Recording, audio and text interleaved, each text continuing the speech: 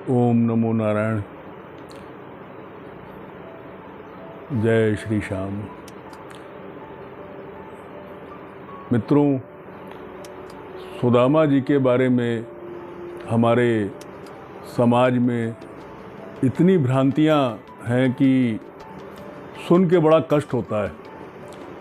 जबकि सुदामा त्रिकालदर्शी थे, अत्यंत ज्ञानी थे और इतने स्वाभिमानी थे कि कभी उन्होंने अपने मित्र कृष्ण का, जो कि उनके सहपाठी रहे सांदीपनी मुनि के आश्रम में, उनसे कभी कुछ मांगा नहीं। एक बार जब श्री कृष्ण निवृत्त हो गए अपनी सारी जिम्मेदारियों से, गोकुल में भी उन्होंने यशोदा को सुख दिया, मथुरा में देवकी को सुख दिया, अपने शत्रुओं पर विजय प्राप्त करी। महाभारत होने के पश्चात जब द्वारकापुरी में भोजन करने बैठे वो, तो खाते खाते अचानक जो है हाथ उनका रुक गया, निवाला नहीं खाया गया उनसे। तो रुक्मिणी बैठी थी बगल में, जो साक्षात लक्ष्मी स्वरूपा थी।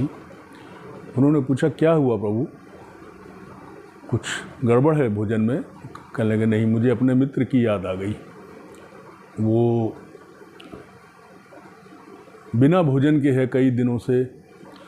तो कहने लगी रुक्मिणी कि ऐसा कौन सा आपका मित्र है जो बिना भोजन के है, और आप विष्णु हैं और मैं आपकी अर्धांगिनी लक्ष्मी, उसके बाद भी आपका कोई मित्र और भूखा है, ऐसा कैसे संभव है? तो कहने लगे कि संभव है। तो इसके पीछे की कहानी जानते हैं। एक बार की बात है, जब सांदीपनी मुनि के आश्रम में कृष्ण को पढ़ने भेजा गया, ज्ञान प्राप्त करने, तो उनसे बड़े थे सुदामा, वो पहले से वहाँ पे अध्ययनरत थे। उसी उज्जैन नगरी में, आज उज्जैन नगरी कहलाती है, उज्जैन नगरी में एक वृद्धा थी। उसने एकादशी का व्रत किया हुआ था और भिक्षा मांग के लाई।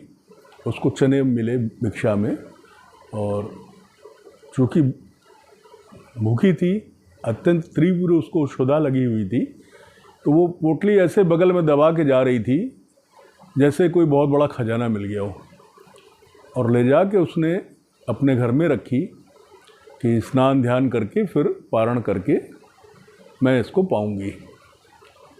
उधर एक चोर ने देखा, उसने सोचा कि ये ऐसे दबा के पोटली लिए जा रही है, ज़रूर इसमें गहने और पैसे हैं। वो पीछे लग गया। जब वो वृद्धा माता स्नान करके पारण करने के लिए गई, तो उसने वो पोटली चुरा ली और लेके जब चला, तो लोगों ने देखा कि वृद्धा के घर से कोई निकल के गया, तो लोग चोर चोर करके उसके पीछे भागे, और वह भी भागा। भागते भागते सांदीपनी मुनि के आश्रम के बगल से निकला, तो उसने सांदीपनी मुनि की पत्नी की कुटिया में वो पोटली फेंक दी कि पकड़ा जाऊंगा तो बहुत मार खाऊंगा, और वो वहाँ से भाग गया। लोगों ने उसका पीछा करना छोड़ दिया, अपने अपने घर चले गए। इधर वृद्धा जब पारण करके उठी, उसने देखा वो चने नहीं थे, तो उसको बड़ा क्रोध भी आया और भूख से व्याकुल थी, उसके प्राण निकलने को थे। तो उसने श्राप दिया कि जो भी ये चने खाएगा वो जीवन भर दरिद्र रहेगा और दरिद्रता का उसका निवारण नहीं होगा। अब इसके आगे की कथा ये है कि सांदीपनी जी की पत्नी को वो पोटली प्राप्त हुई। उन्हें नहीं पता था कहाँ से आई। उन्होंने देखा उसमें चने हैं, साधारण सी बात थी। वर्षा ऋतु थी, शीत ऋतु में वर्षा का पानी आश्रम की तरफ आने लगा। तो माता ने सुदामा और कृष्ण से कहा कि जाओ जरा जाके मेड़ बनाओ, पानी अगर आश्रम में आएगा तो बड़ा समस्या हो जाएगी। और जाते जाते चने की पोटली सुदामा के हाथ में सौंप दी कि ये तुम दोनों मित्र मिलके आपस में खा लेना। सुदामा के हाथ में पोटली आते ही सुदामा को आभास हुआ कि कुछ गलत हो रहा है, और उन्होंने जब ध्यान किया तो देखा कि ऐसे ऐसे वृद्धा ने श्राप दिया है कि जो भी इन चनों को खाएगा वो ब्रह्मांड में दरिद्रता को प्राप्त करेगा। अब सच्चा मित्र यही है जो अपने मित्र की ऊपर स्नेह रखे, छोटा अगर है मित्र। और सुदामा ने निश्चय किया कि ये, वो जानते थे कि ये ब्रह्मांड के नायक हैं, उसने निश्चय किया कि अगर ये ब्रह्मांड का नायक ये चने खा लेगा तो दरिद्र हो जाएगा, तो पूरा ब्रह्मांड ही दरिद्र हो जाएगा। अब लोग कुछ भी कहें, चुरा के खा लिए, ये कर लिए, ये सब असत्य बातें हैं। उसने बहाने से वो सारे चने खा लिए। क्या कृष्ण नहीं जानते थे? कृष्ण भी जानते थे, लेकिन उसके बावजूद चूंकि नियति उनकी थी, उन्होंने नहीं रोका सुदामा को। सुदामा ने सारे चने खा लिए, एक भी चना कृष्ण को नहीं दिया, ये कहकर कि नहीं मित्र, वो कुछ भी कहा हो जो भी, और लेकिन विद्वत्ता तो कोई नहीं छीन सकता। लक्ष्मी जा सकती है, सरस्वती नहीं जा सकती। अति विद्वान रहे, अति ज्ञानी रहे, और चूँकि भिक्षा करके अपना जीवन यापन करते रहे तो उनके चेहरे पे एक अनायास तेज भी था। वो अपनी नगरी चले गए जो आज पोरबंदर के नाम से कहलाती है, गुजरात में है, और कृष्ण ने द्वारका में अपनी नगरी बसाई जो पोरबंदर से करीब करीब 250 किलोमीटर की दूरी पे है। अब उनका विवाह भी हुआ, सुशीला नाम की उनकी पत्नी थी। वो भी उनको बहुत ही अच्छी मिली, चूँकि ज्योतिषविद भी थे, और सुशीला भी बहुत ही संस्कारी परिवार की थी, और उनके साथ वो उसी दरिद्रता में प्रसन्न थी। उसने कोई कभी शिकायत नहीं की। बच्चे भी कभी पानी पी के ही रह जाते थे, कभी तुलसी दल डाल के पानी में पी लिया, इस तरह जीवन यापन हो रहा था। इधर जब रुक्मिणी ने देखा तो उन्होंने कृष्ण को कहा कि ये गलत है, इससे आपकी जग हंसाई होगी। आगे आने वाला इतिहास जब लिखेगा कि कृष्ण का मित्र ऐसे दरिद्रता में विदा हो गया संसार से, तो आपका अपयश होगा और मेरी भी बदनामी होगी। रुक्मिणी, मैं आपकी पत्नी लक्ष्मी स्वरूपा हूँ। तो उन्होंने फोर्स करके, कृष्ण ने कहा भी कि वो नहीं लेना चाहता, उसने मेरा दारिद्र्य मुझे ना प्राप्त हो, इसलिए उसने अपने ऊपर सारा दारिद्र्य ले लिया। फिर उन्होंने फोर्स करके भेजा। अब कृष्ण जो है देख के गए कि सुदामा भिक्षाटन के लिए गए हूँ, तब उनके घर पहुँचे और आवाज़ लगाई साधु के वेश में, याचक के रूप में, भिक्षाम देही। तो सुशीला बाहर आई। उन्होंने कहा कि माता मैं बहुत भूखा हूँ, कुछ खाने को दो। तो सुशीला ने कहा कि हमारे यहाँ सूतक लगा हुआ है, हम अभी आपको कुछ नहीं दे सकते। तो कहने लगे मैं फिर आ जाऊँगा। कहने लगे आप कभी भी आओ, हमारे यहाँ हमेशा के लिए सूतक लगा हुआ है। बोले कैसा कैसे लग गया? बोले हमारे पुत्र हमारे पैदा हुआ है जिसका कि सूतक हमको जीवन भर रहेगा। तो बोले क्या अर्थ है आपकी बात का? तो बोली हमारे यहाँ दरिद्र रूप के पुत्र ने जन्म लिया है जिससे हमारा कभी भी पीछा नहीं छूटेगा, अतः हम आपको कभी भी भिक्षा देने की स्थिति में नहीं आएंगे। कृपया आप आएंगे तो भी हम आपको बड़ी मुश्किल से क्षमा कीजिएगा, हमारा अपराध बनेगा। इसलिए याचक रूपी कृष्ण ने कहा, नारायण ने कहा कि माता पानी जल मिलेगा? बोले सारे पात्र भी हमारे यहाँ टूट जाते हैं, रुकते नहीं हैं। किसी तरह से उसने जल पिलाया टूटे पात्र में कहीं से लाके। याचक ने कहा कि भिक्षा तो आपने नहीं दी, लेकिन अब आपको पाप ना लगे तो एक कार्य करिएगा। बोले बताइए महाराज। बोले इससे आपको अतिथि के अनादर का पाप नहीं लगेगा। आप अपने पति को द्वारका भेजिए कृष्ण के पास मिलने के लिए। क्या लगी वो नहीं जाएंगे, मुझे मालूम है। तो बोले आप मेरी यही दक्षिणा है, मेरे यही भिक्षा है, आप किसी भी तरह से अपने पति को कृष्ण के पास भेजिए। और कह के वो चले गए। अब सुशीला भी अत्यंत ज्ञानी थी। जब पति आए तो पति से बोला कि पतिदेव हम लोग तो रह लेते हैं भूखे, हमारे बच्चे भी रह लेते हैं भूखे, लेकिन आज ऐसी ऐसी बात हुई, कृपया इस ऋण से मुक्त करने के लिए आप एक बार जाइए द्वारकाधीश से मिलने जाइए। तो स्वाभिमानी सुदामा बोले कि ये संभव नहीं है, मैं कैसे जाऊं वहाँ पे, वो इतना उच्च पद पे बैठा हुआ व्यक्ति है, मैं जाऊंगा मेरी हेठी होगी, पता नहीं मुझे पहचानेंगे कि नहीं पहचानेंगे। उन्होंने कहा कि आप जाइए, नहीं पहचानेंगे आप वापस आ जाइएगा। तो मित्र के यहाँ जाना है तो कैसे खाली हाथ जाए आदमी। तो सुशीला बोली आप रुकिए मैं आती हूँ अभी। तो आस पड़ोस में गई और ऐसे ऐसे बताया कि कृष्ण के यहाँ मेरे पति जा रहे हैं, उनके मित्र हैं। तो थोड़ा उपहासित रूप में अगल बगल की महिलाओं ने उनको जो चावल टूटे हुए निकलते हैं, जो किसी खाने लायक नहीं होते, वो उनको दिए और उसके बदले में कहा कि तुम्हारे पति को जो मिलेगा वहाँ से उपहार में, उसमें तुम हमको ब्याज सहित ही चावल वापस करोगे। सुशीला ने कहा बहन अवश्य करूँगी, और ला के किसी तरह लकड़ियाँ एकत्र करके उसने वो चावल पका के ठंडे करके एक पोटली में बांध के, अब पोटली भी कैसी, अब सुदामा जो धोती पहनते थे या सुशीला जो धोती पहनती थी वो भसक जाती थी, फट जाती थी, तो उसको काट के बीच से फिर सिल लेते थे वो लोग, पुनः पहनते थे।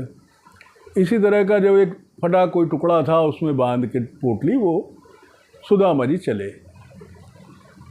अब पैर में तो पादुका भी नहीं, पादुका बहुत महंगी, नंगे पैर ही चलते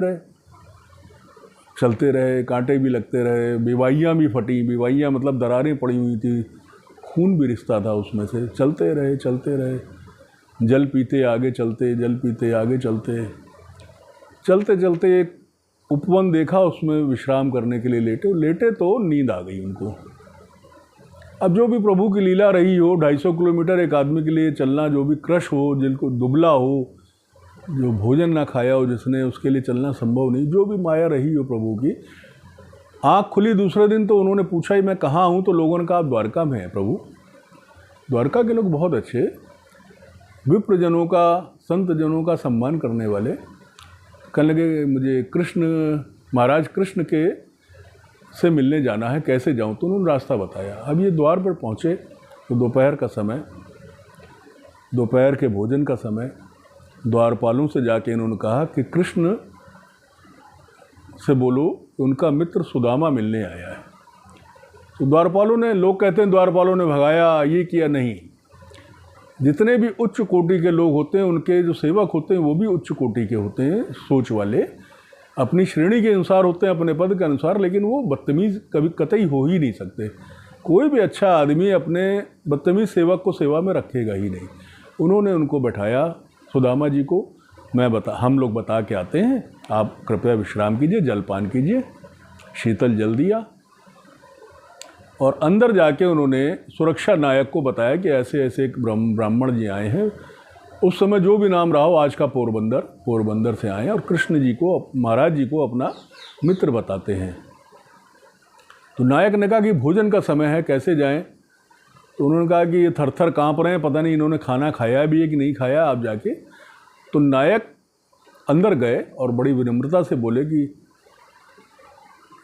महाराज, द्वार पर एक विप्र आए हैं जिनके चेहरे पर अत्यंत तेज है, पैरों में उनके पादुका नहीं है, तन पर वस्त्र नहीं है, फटा पुराना पहने हैं, परंतु आपको अपना मित्र बता रहे हैं। उनका नाम है सुदामा। सुदामा का माँ नहीं सुने और भगवान जैसे इंतजार में बैठे थे, अपना भोजन का थाल छोड़कर भागे हैं। 7 दरवाजे पार किए उन्होंने, कहीं उनका पीताम्बर गिरा, कहीं उनकी मालाएं गिरी, कहीं उनकी पादुका गिरी, कहीं कुछ गिरा, और पीछे पीछे उनकी 8 पटरानियाँ भाग रही हैं कि ये क्या हुआ महाराज, कहाँ भागे चले जा रहे हैं। और जाकर मुख्य द्वार पर सुदामा को अपनी बाहों में उठा लिया। लंबे चौड़े कृष्ण, अत्यंत लंबे चौड़े बलिष्ठ, और सुदामा जी पतले, और बाहों में फंस गए उनके, ची उनकी होने लगी। और ऐसे ही उठाए और लाकर अपने आसन पर उन्होंने विराजमान कर दिया सुदामा को। अब सुदामा जी स्वर्ण सिंहासन पर बैठे और सकचा रहे हैं, और महारानियाँ 8 घेरे हुए हैं, लगदग बिल्कुल, कोई भी लक्ष्मी और पार्वती से और सरस्वती से कम श्रृंगारित नहीं, सबके चेहरों पर तेज। और सुदामा जी जो है पोटली बगल में दबाए बैठे सिंहासन पे, और दोनों टांगें जोड़ कर टेढ़े होकर बैठे। तो और मित्र मेरे कैसे हो, इतने वर्ष लगा दिए आने में, मैं तो कब से इंतज़ार कर रहा था। अरे मैं तो इतने सब खटरागों में उलझा था, तुम तो आ सकते थे। अब क्या कहते कृष्ण। तब तक दासियाँ थाल ले आई, जाओ थाल लेके आओ, थाल लेके आई चरण धुलाने के लिए। अब जब कृष्ण ने उनके चरण देखे तो उसमें देखा इतनी बीवाइयाँ और कांटे, तो कृष्ण की आंखों से अश्रु की जलधारा बहने लगी। अपनी अश्रुधारा, अतिशयोक्ति भी है थोड़ा सा, कवियों ने लिखा है, लेकिन वो बड़ा अच्छा वर्णन है इसलिए मैं बता रहा हूँ। अश्रुधारा ऐसी थी कि अश्रु होते हैं थोड़े से नमकीन खारे। अब वो उनकी फटी बीवाइयों में जब वो अश्रुधारा लगे तो उनको सीसी करें, तो उन्होंने पैर उठा के देखे तो कांटे लगे हुए। तो कई कवियों ने ऐसा वर्णन किया है कि कृष्ण ने अपने दांतों से वो कांटे निकाले। अर्थात कितना प्रेम था उनका अपने मित्र के प्रति, चूँकि कृष्ण जानते थे कि इसने जो है कितना उपकार किया है संसार का, ब्रह्मांड का, अपने ऊपर सारी दरिद्रता ले ली। उसके पश्चात जो भी हुआ, कृष्ण ने चावल लिए, 2 मुट्ठी चावल खाए, तीसरी मुट्ठी खाने नहीं दी रुक्मणी ने कि सब कुछ चला जाएगा, ये फिर जो है वो हो जाएंगे, रंगपति हो जाएंगे। जिससे सुदामा ने इनको बचाया वही ये फिर बनना चाह रहे हैं, अपना सब कुछ जो है सुदामा को दे के जाना चाह रहे हैं। रुक्मणी ने रोका। ये सब कथाएं अपनी जगह हैं। बड़ा आदर सत्कार हुआ, बहुत आदर सत्कार किया उनका। और जब जाने लगे तो कृष्ण ने उनको कुछ नहीं दिया, कुछ भी नहीं दिया। और सुदामा चाहते थे कि मुझे कृष्ण कुछ ना दे, कोई उनकी इच्छा ही नहीं थी, कोई उनकी इच्छा ही नहीं थी। और जो वस्त्र थे उनके, वही उनको वस्त्र दोबारा पहना दिए, पहना के उनको द्वार तक छोड़ दिया। और छोड़ के उनको रथ भी नहीं दिया अपना, ठीक है मित्र फिर आना। और चल पड़े सुदामा जी, चलते चलते तीव्र वेग से चलने वाले अपने घर पहुँचे तो देखा, जैसा कि विदित है सबको, कि वहाँ पे बिल्कुल ही बदला हुआ था नज़ारा। इधर जितने भी दिन वो वहाँ रुके द्वारका में, उतने समय में कृष्ण ने विश्वकर्मा जी को आदेश करके पोरबंदर के राजा के रूप में उनकी स्थापना करा दी और सुशीला को महारानी वहाँ की घोषित करा दिया। इतना वैभव देख के वहाँ पे खुद ही लोगों ने उनको महारानी मान लिया। अब जब ये पहुँचे तो देखा महारानी के रूप में सुशीला खड़ी हैं थाल सजाए, तो ये पहचाने नहीं। तो उन्होंने बोला कि अरे वाह, आपका तो मित्र इतना दयालु है, देखिए कि साहब हमारा कायाकल्प कर दिया। तो ये बड़ा आश्चर्यचकित हुए और फिर सुख से रहे लोग। कहने का ये मतलब है कि कृष्ण ने सुदामा को कुछ भी क्यों नहीं दिया, ये कोई नहीं बताएगा आपको। इसलिए नहीं दिया कि उन्होंने आजीवन दारिद्रता का श्राप अपने ऊपर लिया हुआ था। कृष्ण तीनों ब्रह्मांड भी दे देते तो वो भी उनके हाथ से चले जाते, वो फिर दरिद्र हो जाते। तो कृष्ण ने दिया किसको? सुशीला को, उनकी पत्नी को। और पत्नी को दिया तो वो आपको स्वतः प्राप्त होगा, आधा आपको प्राप्त होगा ही होगा, आधा पत्नी का तो आधा आपको प्राप्त हुआ। तो देखिए कृष्ण भी कितने स्पष्ट दृष्टा थे, और सुदामा भी। सुदामा ने लिया भी कुछ नहीं और कृष्ण ने अपना मित्र धर्म निभाया। तो आज मित्रता की परिभाषाएं बदल गई हैं, लेकिन उसके पश्चात भी आज भी जो है कई ऐसे मिलेंगे आपको जो इस मित्रता धर्म का पालन करते हैं। इन्हीं शब्दों के साथ मैं अपनी बात को समाप्त करता हूँ। सुदामा का जो चरित्र है तो इतना पवित्र, इतना पावन और इतना विस्तृत है, इसको हंसी मजाक में जो लोग मजाक बनाते हैं, दरिद्र दिखाते हैं, चोटी घुमा रहे हैं, अरे द्वारपालों कह दो कन्हैया से, तो द्वारपाल जो है जाके कहते हैं कन्हैया से। ऐसा नहीं है कि नहीं कहते हैं, भगा देते हैं। इन सब चीज़ों को आज के अगर हम आचरण में लाएं तो हमारा भी जीवन उच्च कोटि का बनेगा। जय श्री कृष्ण।